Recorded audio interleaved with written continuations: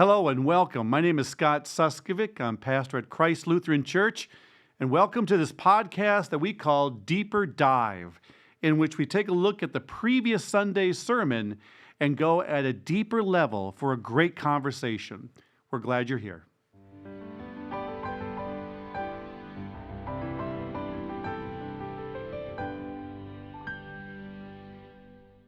Hey, welcome to another episode of Diving Deep. I am Pastor Ryan here with Pastor Adrienne Martin. And we are going to get into, Genesis 2 is what we went into on Sunday. That's right, a new sermon series. Brand God new spanking with us. services. Yeah, and that's going to take us all the way to the incarnation. That's right. It's a beautiful kind of build into Advent. We're already, hitting some of these huge themes that we get more than 4 weeks. Man, you know what, Adrienne? We should probably do like a little bonus episode. What is Advent? Oh, that would be a great bonus episode. That could be kind of fun. Okay, yeah. Things for the future. How about the now? Well, let's go into the past and let's talk about what we talked about. So we were talking about in the Garden of Eden, that is paradise. Mm-hmm. That is where God has come to create humans, to be with humans, and everything is perfect and wonderful, and everybody lived happily ever after. That's right. Until it wasn't. Until the peace was broken, that shalom. Mm-hmm. That's right. So, this paradise, Genesis is such a fascinating book. And Pastor Ryan, I understand that you spent many, many hours just for fun, just for kicks, it is, right? Actually, I did it for fun. You are not.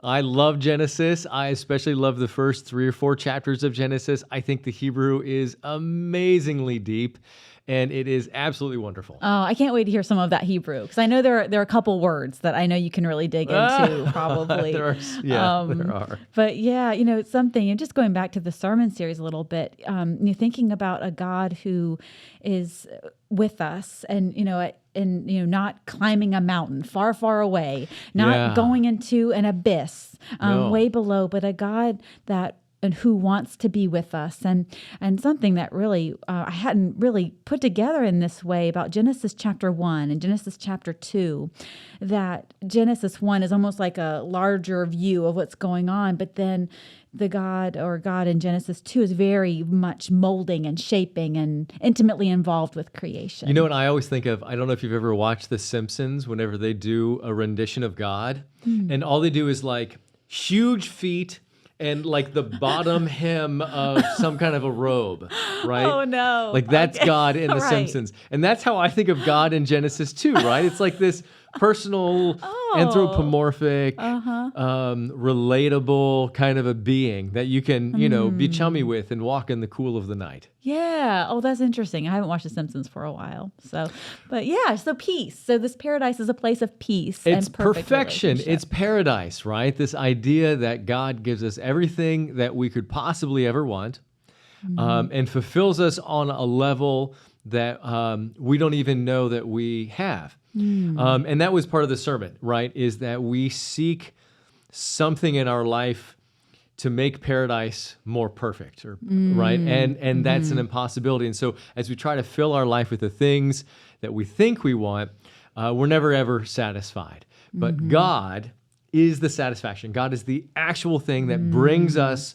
wholeness, completeness. And until then, we don't have peace with ourselves, and we don't have peace with God.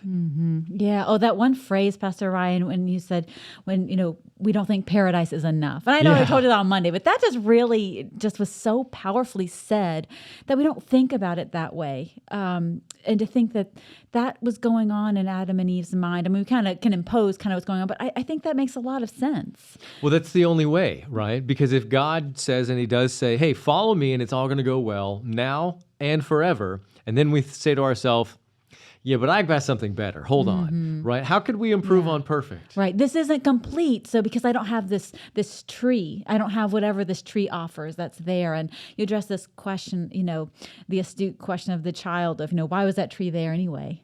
Yeah, I actually just answered an email right before this. One of our members emailed me and said, Pastor Ryan, why was there a tree there? And the answer is so simple and immensely complex. The answer is that the tree wasn't there to tempt us. That's not the purpose of the tree. God didn't say, here's this tree and you can't have it. Oh, what do you want it? The answer is love. Love is a freely given thing. And if you're going to truly love, right, then you have to want to give your love. So if God said, well, you don't have any choices, then there couldn't be any not God, right? So here is this tree called the tree is called the knowledge of good and evil. And it's the choice. It's the choice to choose not God. And here's how we know. Because in order to know what's right and wrong, that is to say, to know not to eat of the tree of the knowledge of good and evil, they would have had to know right and wrong beforehand.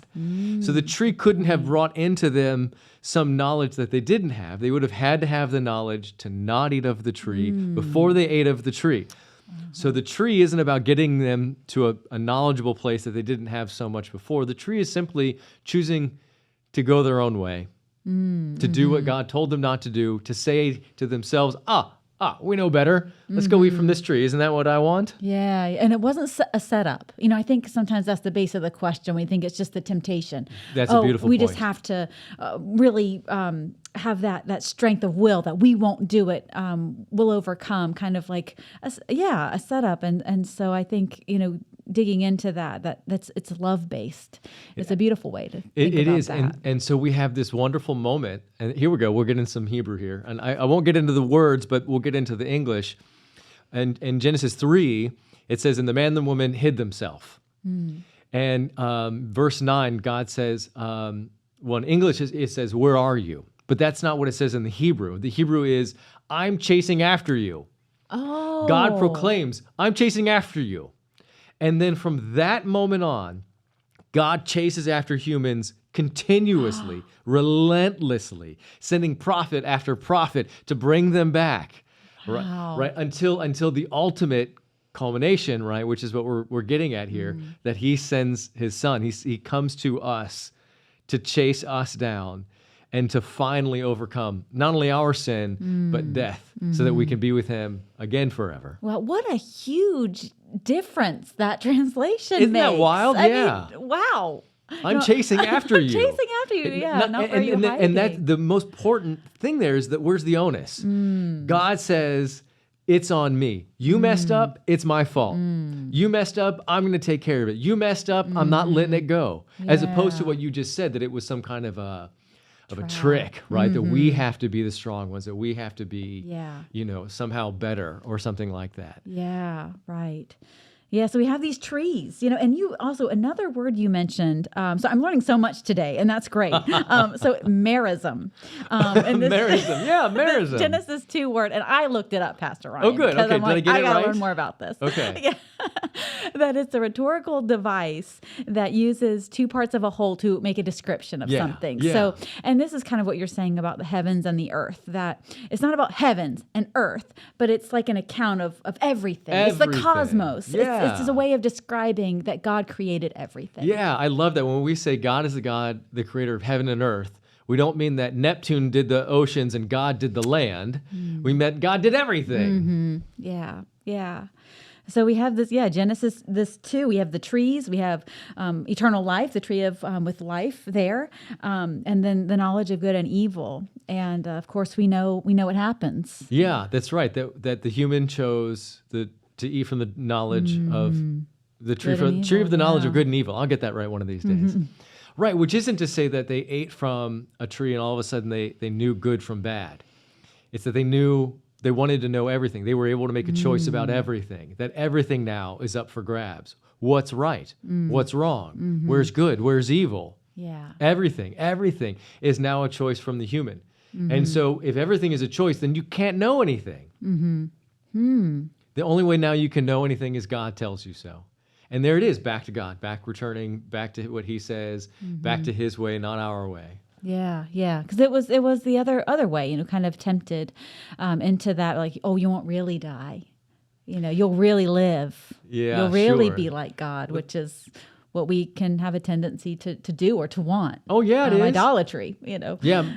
Oh, and we want to be God, don't we? Yeah. I mean, that's what every human's decision is away from God is. Oh, I know better than God. Yeah. Yeah, and then we get what we're gonna deserve, right? So then the earth It has brambles and thorns. Mm-hmm. Right, and what's the female curse of the giving birth? Right, Oh, will yeah, be the painful. birth pangs. Yeah, yeah. I always Painful wondered, birth. did snakes have legs before that? Yeah, good question. I'm reading something about there's some legs on some snakes, so possibly. I like to remind people when you read Genesis, you can't take everything literally. Otherwise, the moral of the story would be, don't talk to talking animals. Yeah. That sounds like a good lesson. Yeah, if ever a snake talks to you, just go ahead and just go the other just way. go the other Yeah. way. See, problem solved. Don't talk to strangers. Done. Yeah. No, isn't it interesting though? The earth, this is our heaven. This is our paradise. Yeah. This is where we're supposed to be. That's right. Yeah, and and the land became cursed. This place that Adam and Eve were called to work and to love working there. It becomes a place of toil and hardship, just like Eve will have pains in childbirth. And so this earth that was home and perfect has become some place that maybe wasn't. That they were exiled. They were exiled, yeah. And kicked out from that Garden of Eden meant that they weren't able to live with God.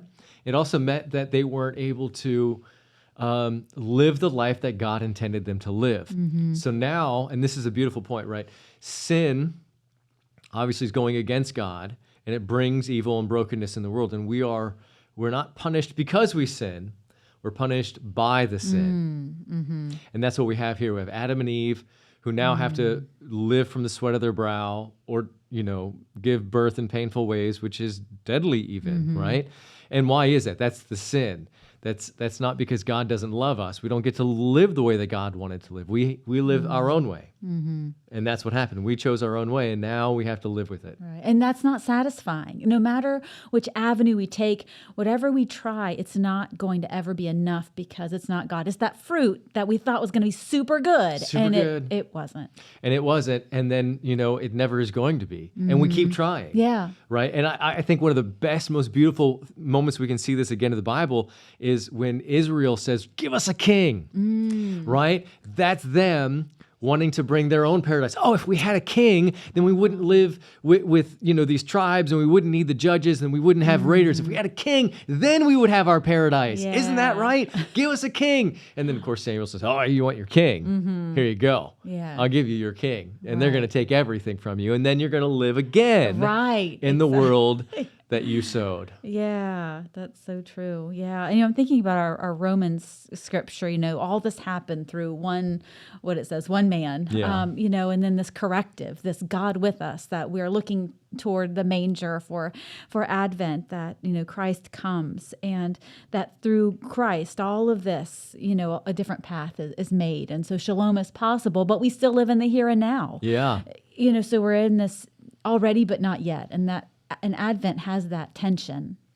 Ooh, I love that as we're getting into the Advent season, the tension between the what's coming and the what is here. Yeah. Say more. Where are you going with that? Yeah. Well, I was thinking, we have this idea of paradise and, that great point you made about the peace that we are sent with, from worship, that we go and we're kind of refreshed in worship. We're praising God, and we need that time to reframe our lives. Who is God? And we come back and we're at peace with God when we're sent out. But, then we have to come back because this world, we draw away, we turn from God in so Constantly many and ways. repeatedly. And so we have this peace in Christ, yet it's not complete until Christ comes again, and that's what Advent's about. There it is. And there it is, back to the peace again, right? That we can have the peace of Christ. We will break that peace. We will break it, right? Not God. Right, yeah, we do that. Yeah, who hid? It wasn't God. Yeah. And yet he chases after us to bring us the peace that we don't deserve. Yeah, That's a great place. it sure is. Thanks be to God. Thanks be to God. All right, so maybe if we can get Shelby in here, she doesn't like when we talk about her. We can get Shelby in here. We can do something on Advent. Oh, I like it. Yeah, I think it's good. Shelby's giving us thumbs up. So, and you know what? Maybe we'll just do a quickie and we'll put that on the Instagram or something like that. Sounds good. So keep a lookout for that. If I can convince Pastor Adrian and Shelby to meet me back here. Okay. Until then, thanks for hanging out with us and diving deeper. Have a good week. We'll see you next time. We'll see you Sunday. Blessings.